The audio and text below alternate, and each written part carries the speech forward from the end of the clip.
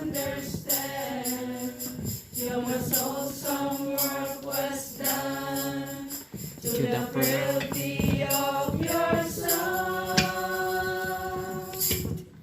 El Shaddai, El Shaddai, Elyon Adonai.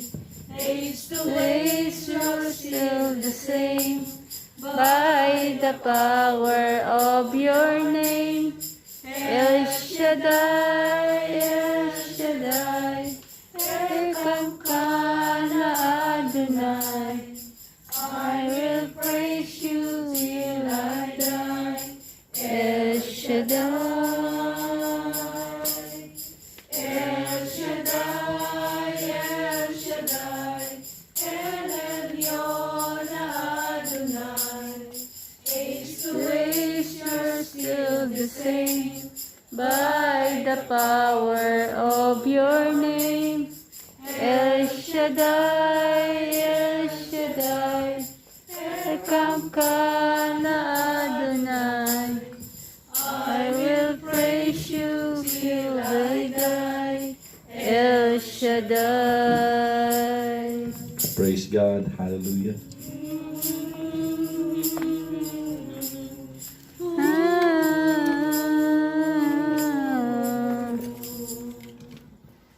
I will praise you till I die, El Praise Shaddai. God. Hallelujah. Sa ngalan ng Ama, ng Anak, at ng Espiritu Santo. Amen. Ama naming Diyos, narito ang iyong mga anak nagkakatipon sa lugar na ito na iyong itinalaga upang ating maging tagpuan, Panginoon. Ting araw po ng Biyernes, narito kami dakilang Diyos, nagkakaisa ng Espiritu, ng damdamin, ng isipan, upang sa iyo'y muling makinig katulad ni Maria, ang kapatid ni Marta.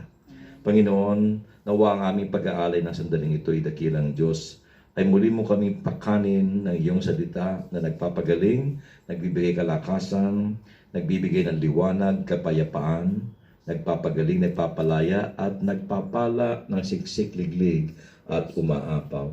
Pagpalain mo hindi lamang kami, kundi maging mga mahal namin sa buhay. Panginoon, na malayo sa aming feeling, at pagpalain mo rin ang aming pong mga employer, lalo tigit ang employer ni Brother Julie, na si Akiba, at pagpalain mo rin dakilang Diyos ang mabuting balita ang aking pong ihahayag ngayong gabi. Pagpalain mo dakilang Panginoon ang pagbasa at ang aral. At samahan mo po ako, Panginoon, sa gagawin kong pagbabahagi ngayon. At pagpalain mo rin at abutin ang aming mga kapatid na sumusubaybay sa pamagitan ng social media ito, Panginoon. Nawa dakilang Diyos ang iyong Espiritu na present everywhere ang siyang mangusap sa kanila at magparamdam sa kanila at magpala sa kanila at sa aming lahat. This we ask in Jesus' name, we pray. Amen. Amen and amen. In the name of the Father, Son, and of the Holy Spirit. Amen. Amen. Salita mo'y panghahawakan ko. Salita mo. Salita mo. Tunay at totoo. Tunay at totoo. Lahat ay nasa iyo. Lahat ay nasa iyo, sapat sa buhay ko. Sapat sa buhay ko. Salita mo ay Salita mo. panghahawakan.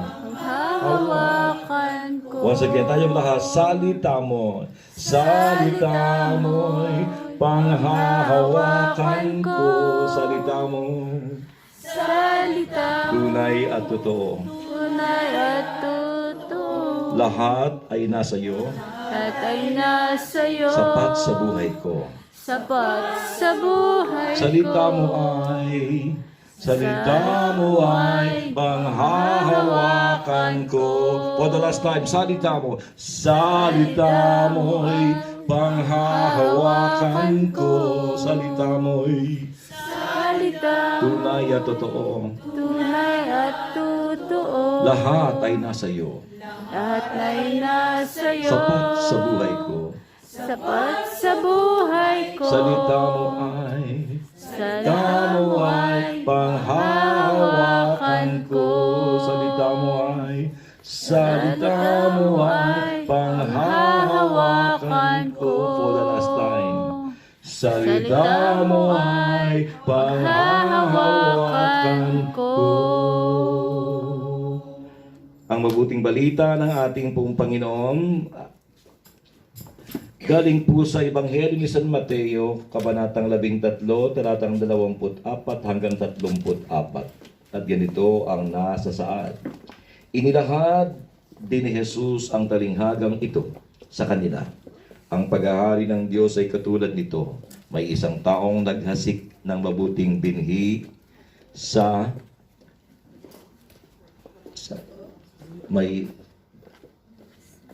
ang paghahari ng Diyos ay katulad nito, may isang taong naghasik ng mabuting binhi sa kanyang bukirin o bukid. Isang gabi, samantalang natutulog ang mga tao, dumating ang kanyang kaaway at naghasik ng masasamang damo sa triguhan. Nang tumubo ang trigo at mag-uhay, lumitaw rin ang masasamang damo. Kaya't lumapit ang mga alipin sa puno ng sambahayan at sinabi rito, hindi po ba mabuting binhi ang inihasik ninyo sa inyong bukid? Bakit po may damo ngayon?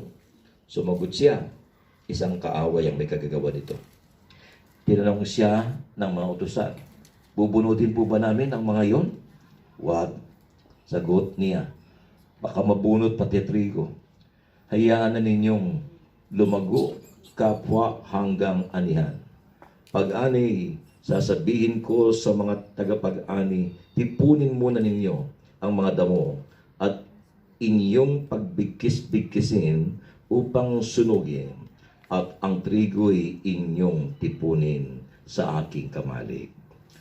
Mga kapatid, ang salita ng Diyos na makapangyarihan. Ikora ka ng Panginoon. Palakpakan natin ang Panginoon. Malakas sa palakpak. Mas malakas. Malakas. Glory to God. Hallelujah.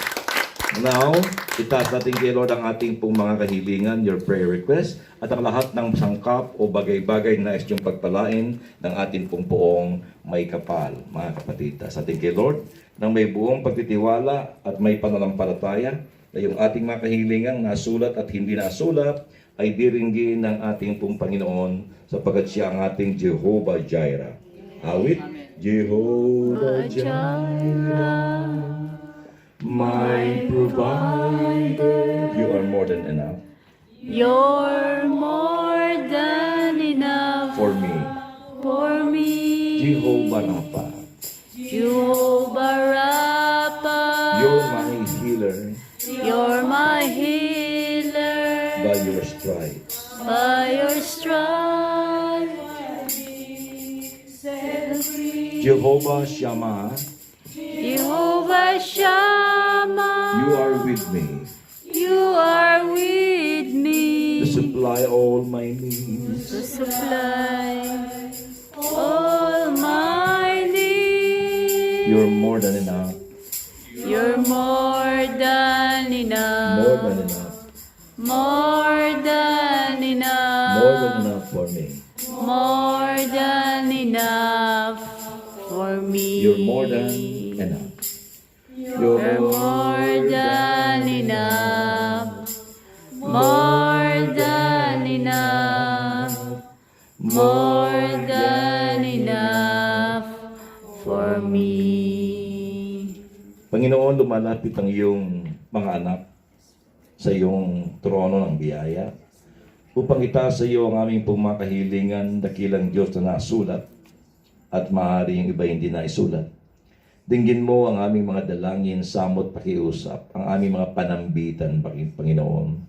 Dinggin mo ang aming samot, Panginoon, bilang tugon sa iyong salita nang iyong sinabi na kami humingi at kami iyong bibigyan. Kaya narito ang aming pong mga kahilingan. At pagpalain mo rin hindi lang po ang aming mga kahilingan, kundi maging ang aming pong mga tangan-tangan, ang aming mga nakayanang handog na binhi, at dalangin namin ito'y patuloy mong palaguin, Panginoon, at patuloy mo kaming pasaganain at pagpalain upang kami hindi magkulang, Panginoon, sa pagkakawang gawa sa pagtulong sa mga taong tunay na nangangailangan at lalo tigit sa pagpapalaganap ng mabuti mong balita. At lagi mo kaming pasaganain at pagpalain ang aming mga pagsisikap, ang aming mga hanap buhay. At kung meron man kaming mga negosyo at kabuhayan na iyong pagpalain at palaguin din, Panginoon. At pagpalain mo ang aming mga employer, dakilang Diyos, ang aming pong mga trabaho. At pagpalain mo rin po ang lahat ng bagay-bagay na aming itinataas sa iyo ngayon, dakilang Diyos. At pagpalain mo rin, higit sa lahat, kami na may tangan-tangan at may hawak-hawak ng bagay na ito. This we ask in Jesus' mighty name, we pray. And everybody say, Amen, Amen, and Amen. Okay, be seated mga kapatid. At masamang damo. Ayos sa tingin natin noon, mga kapatid. Pero sabi nga sa ating gospel ngayon, hanggat wala pa yung judgment day, hanggat wala pa yung tag-ani, mga kapatid, huwag tayong papakasiguro. Amen? Sapagkat maging tayo man, sa bawat tao ay meron po tayong split personality. Meron tayong mixture of good and bad. Naniniwala? Hindi. Walang tao puro kabutihan lang. Amen. Wala ring taong puro kasamaan lang, walang kabutihan. Each of us is a mixture of good and bad. Parang split personality. Amen? Parang may dalawang pagkatao. Parang si Pablo. Lagi niyo po nadidinig sa akin. Sabi ni Pablo, alam ko mabuti, alam ko masama. Hindi niya lang alam. Meron pa siyang desire na gawin niya mabuti. Gusto kong gawin ng mabuti, pero hindi ko magawa. Gusto kong bumait, hindi ko magawa. Gusto kong bumait, hindi ko magawa. Parang gano'n. Sabi niya, sa mga sandali na gustong-gusto kong gawin yung mabuti, ang nagagawa ko ay yung bagay na kinasusuklaman ko. Ang nagagawa ko yung bagay na hate ko. Kaya sabi ni Paul, kawawa ang kalagayan ko, sino ang magpapalaya sa akin sa katawang ito na unti-unti nagbubulit sa akin sa kamatayan. So mga kapatid, katulad ni Pablo, ang bawat isa sa atin is a mixture of good and bad, ng trigo at ng damo. Pero minsan, hindi po natin yon naiintindihan, mga kapatid. Masyado tayong believe sa ating sarili at hinahamak natin at ginadjudge yung ating kapwa-tao, mga kapatid. Kaya nga mga kapatid sa Panginoong Kristo, napakinggan nyo yung homily ni Father Ato, napakaganda. Amen? Ang dami ko napulot po doon mga kapatid ko. Ngayon, mga kapatid sa Panginoong Kristo, ang ating pagbasa, the Gospel this Sunday, ay nagtuturo po na meron pong the Gospel this Sunday teaches us that there is always a hostile power in the world, seeking and waiting to destroy the good seed. Amen? Ito'y kinuwento ko noon, 2009. Ewan ko lang kung naalala nyo pa. 2009. Noong unang punta ko dito. Amen? Kung ito po ay nadinig na ninyo, prayer ko ngayon nawa, nakalimutan nyo na, mga kapatid. Meron po isang mama at nagpapalipat-lipat from town to town. May racket siya. Ang kanyang racket ay ito. Meron siyang dalang cage at made of fiberglass. Ibig sabihin, transparent. Kita mo yung laman ng cage na fiberglass. Transparent eh. Pero meron yung cover na itim na tela. Alam nyo laman ng cage ko ano? Yes. Isang makamandag na cobra. Cobra. Mga kapatid, tuklaw. Makamandag. Yun ang laman ng cage. Tapos ito kanyang racket. Pupunta siya, meron siyang dalang yung pong trompa para marami makakapakinig na sinasabi niya. Pupunta sa pinaka-plaza at mag-aanyaya, mga kapatid. Sabi niya, 100 ninyo manalo ng 1,000. Halika yan. 100 ninyo manalo ng 1,000. So alam mo tao, basta pera di po ba? Mga kapatid, basta pera, naku, madali mag-gather. Pero imbitan mo sa gawain, naku, wala. So, napuno ngayon yung plaza, mga kapatid. At inilabas niya ngayon. Tinanggal niya yung cover. Pagtanggal ng cover, nakita ng mga tao ang laman ng cage ay isang makamandag na cobra. Pero merong kandado, kaya safe. Ito ang kanyang racket. Sa sino ang matapang na lalaki na tutugon sa hamon ko upang ang kanyang 100 piso ay manalo ng 1,000? Ito ang pinaka-paraan. Anong gagawin nyo? Itatapat nyo lang at ididikit ninyo ang inyong palad sa cage na ito.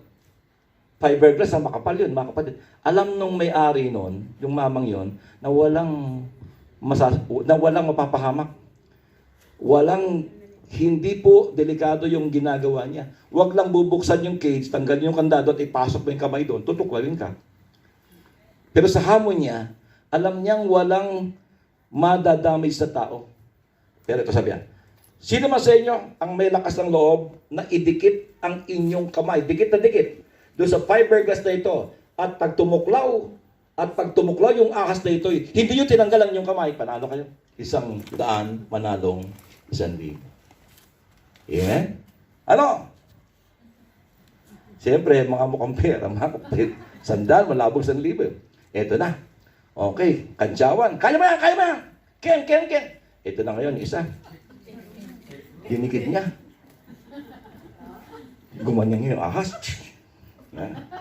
Gumanyan. Pagtuklaw ng ahas, natanggal yung kanyang kamay. Talo siya, mga kapatid. Doon kumikita yung mama na yon. Anong kanya kinakapitalize? Yung fear. The takot. Alam niya, tumuklaw yung ahas niya, makapal yun eh. Hindi kayang sirain ng ahas yun. Alam niyang walang danger, kapatid. Pero because of that fear sa ating isipan, nagagawa niyang matalo yung mga tao. Ang ginagamit niya, fear, mga kapatid. Amen? Amen. Kaya, doon siya na nagkakapera, mga kapatid. Now, mga kapatid, sa Panginoong Kristo, marami pong nadadaya ang demonyo. Amen? Marami siyang nabibiktima, mga kapatid ko. Kaya nga sabi dito, this gospel teaches us that there is always a hostile power in the world seeking and waiting to destroy the good seed. Sa inyong pagbabalik-balik dito, sa misa, sa preaching dito, mapwera pa sa ating pong mga live streaming kay Brother Mike at sa ating pong mga Zoom meeting at mga FB Live, napakadami ng binhi ang inihasik sa inyong puso, mga kapatid ko. Yung ba'y naingatan po natin, na-preserve o nasira din? Noong isang linggo, mga kapatid ko, pinag-uusapan natin ang matabang lupa. Isa lang ang uri ng binhi na inihasik ng mga hahasik. Walang problema sa binhi. Good seed po yun eh. And that seed is the Word of God. Walang problema sa naghahasik sapagkat si Kristo po ay magaling mangaral. Magaling po siyang sower. Ang problema po doon sa lupa. May mga lupang hindi maganda. May mga binhing nalaglag sa hindi magandang lupa. Meron pong binhi na nalaglag sa mabato dahil kulang sa lupa, hindi po tumagal. Meron pong binhi na nalaglag sa may dawag na choke nung pong mga halaman na puluputan siya namatay. Pero tanging ang binhi na nalaglag sa matabang lupa ang namunga. Tig 100, 60, at tig 30. So mga kapatid, tanyo yung uri na nakikinig. Amen? Kung kayo po o tayo po ay mainam na tagapakinig, meron po tayong eagerness to receive the seed at meron po tayong pong talagang kauhawan na makinig at talagang nakikinig, mga kapatid ko, well and good, mga kapatid. Amen? Pero tandaan niyo po, bukod sa mahalaga yung taong nakikinig, meron pa rin pong kalaban. Si Satanas, ang tinutukoy dito. Kasi sabi, so 1 Peter chapter 5 verse 8, be on watch, your enemy the devil roams around like a roaring lion looking for someone to devour. Ang mga lion pala, mga kapatid, parang sila yung hari ng kagubatan eh. Ang lion, pag lumakad dyan, makita. Pag siya po ay predator, maninila. At kapag siya po ay gutom na gutom, hindi po agad siya hahabol para silain kahit sa geographical na makikita nyo. Pinagmamasdan muna ng lion. Titingin siya doon sa mga nagkukumpulan. Sino roon yung hayop na medyo may diferensya o ika-ika?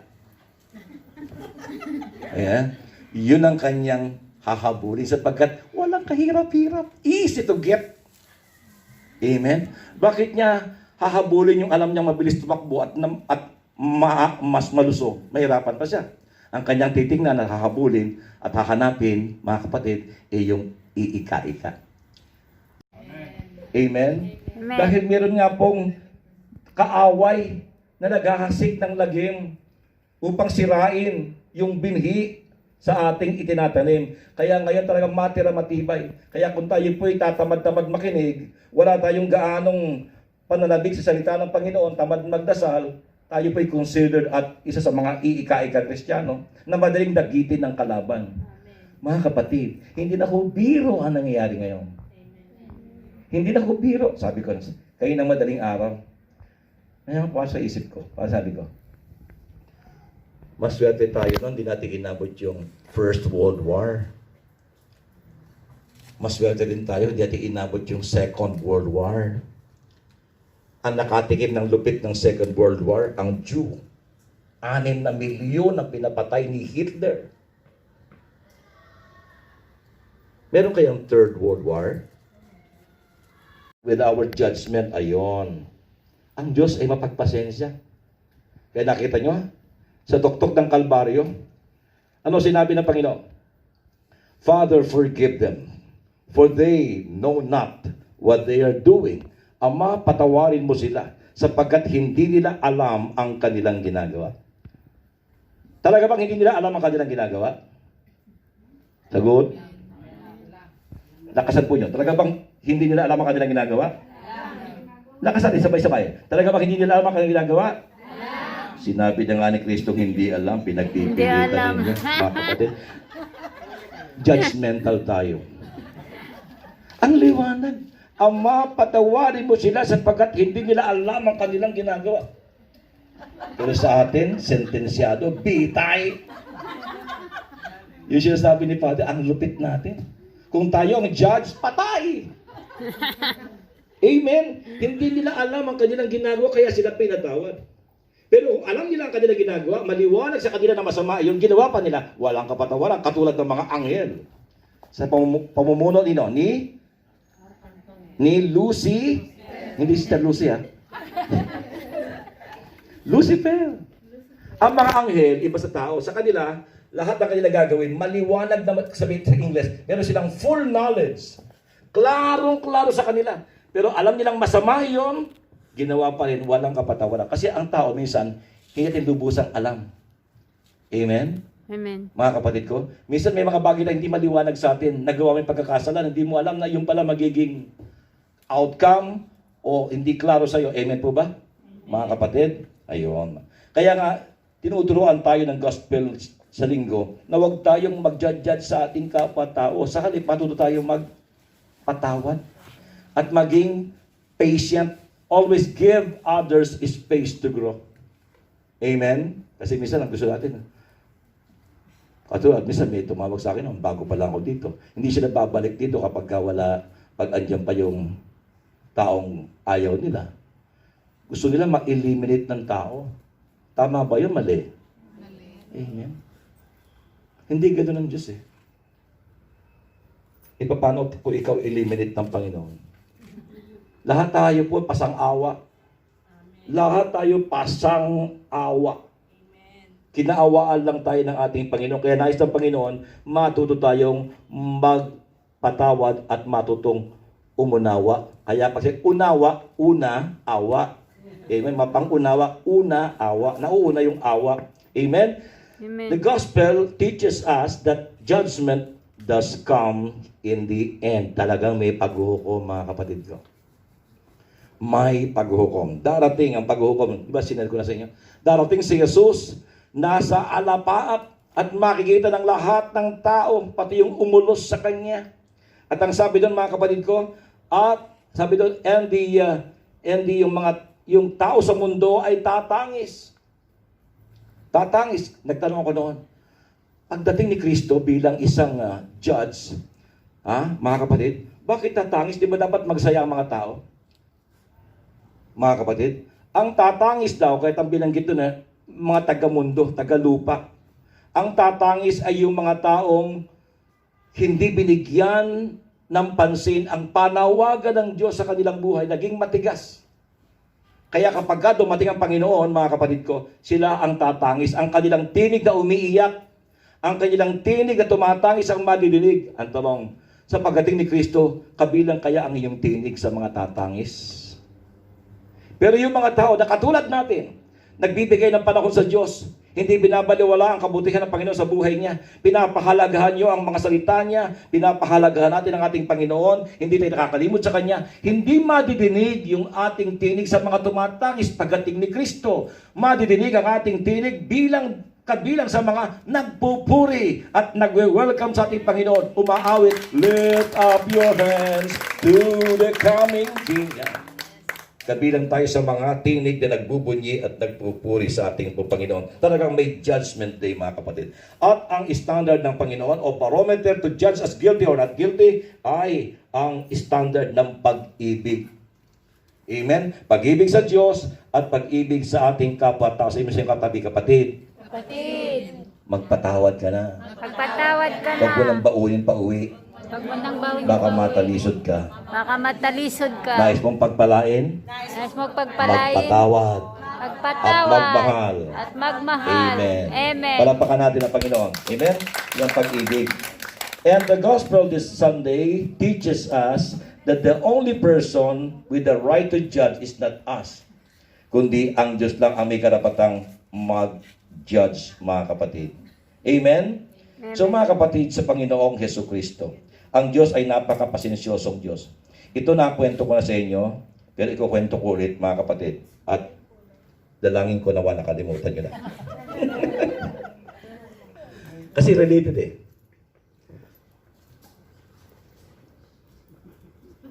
Yan. Yung tatay, meron siyang pinatilyong anak na talagang disiplinado at nais siyang palakihin bilang isang responsableng tao at mabuting Kristiyano. Kaya sa bahay nila, may law. Pag sinabing wag lalabas, hindi pwedeng lumabas. Amen, mga kapatid ko. So, ang batas sa kanilang bahay ay, pag may nagawa siyang pagkakasala, katulad ng panahon namin, uso yung dadapa, papaluin sa puwet. Amen? May nagawang kasalanan itong bata, itong anak, at pagdating ng ama, siyempre guilty yung anak, tinawag sa kinausap ng tatay.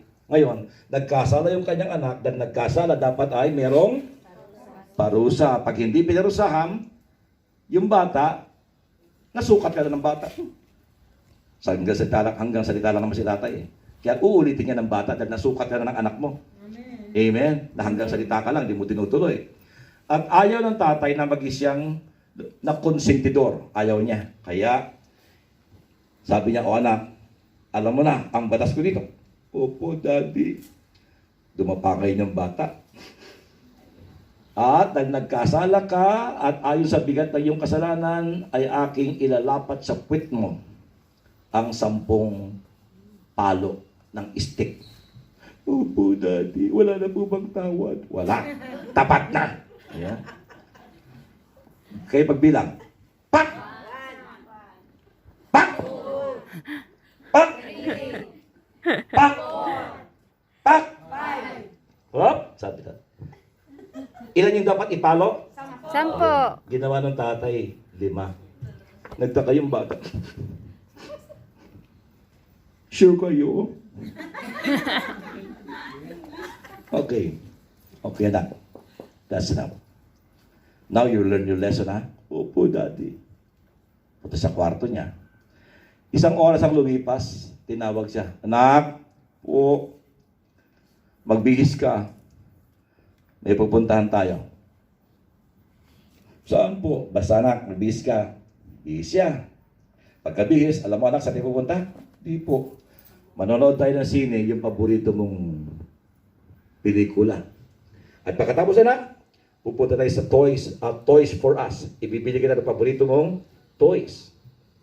At pagkatapos, kakain tayo doon sa paborito mong kainan. Daddy, hindi ko naman po birthday ah. At saka, na-offend kita, na-hurt kita dahil nagkasala ko. Amen? Yun yung kwento, mga kapatid. Ito ngayon ang lesson. Ang Diyos, hindi siya konsentidor na Diyos. Nagkasala ang tao, at dahil nagkasala ang tao, dapat ilapat ang parusa.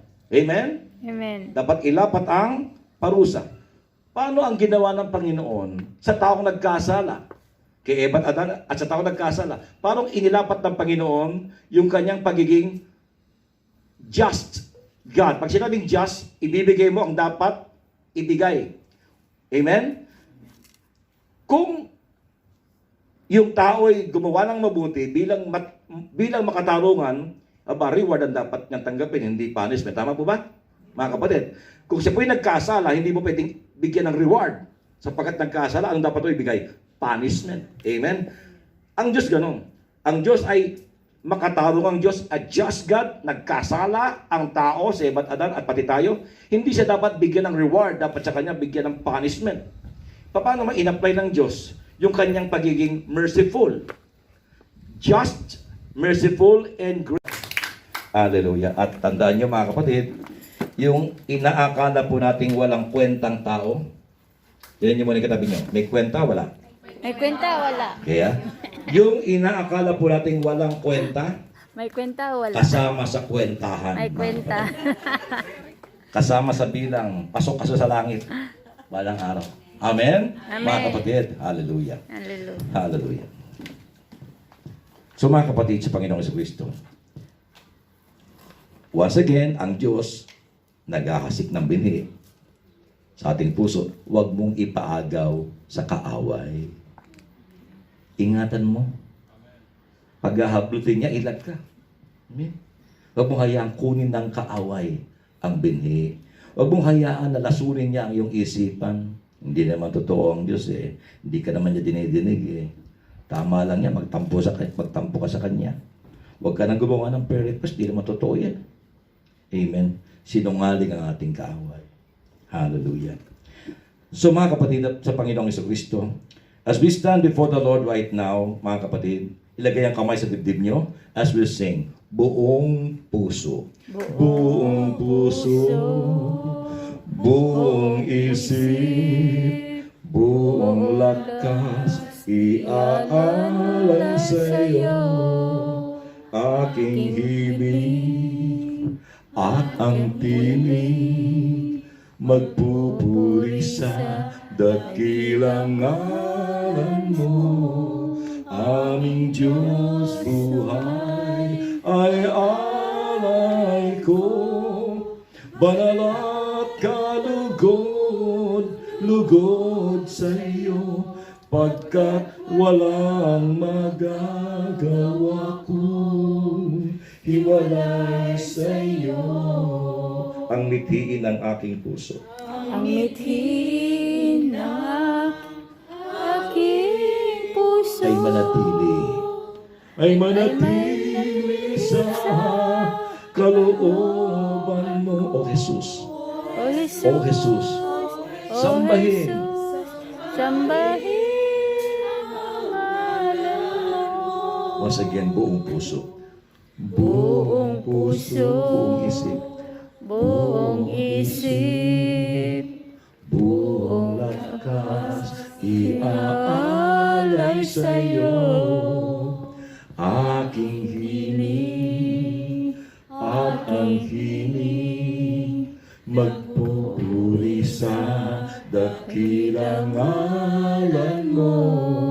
Aming Diyos buhay ay alay ko, banal at kalugod, lugod sa iyo, pagkat walang magagawa kung hiwalay sa iyo.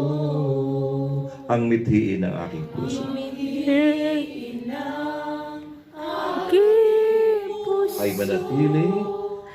manatili sa ngalan mo. O Jesus, O Jesus, O Jesus, sambahin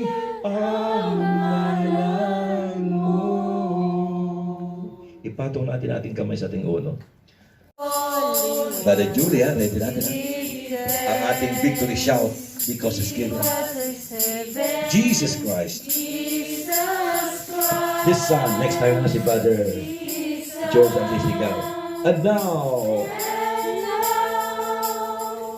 Let the weak say I am strong. let the poor, Let the poor say I am free. because of what the Lord, Because of what the Lord has done for us, for us. give thanks.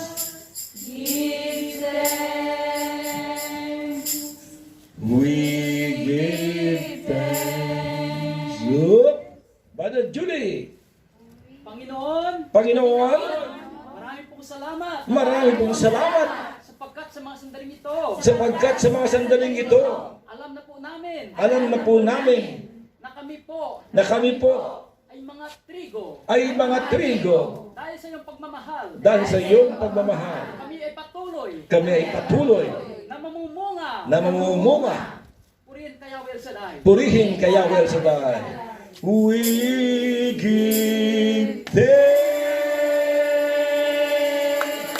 Umayo tayong mga trigo. Hallelujah. Maraming salamat. God bless you.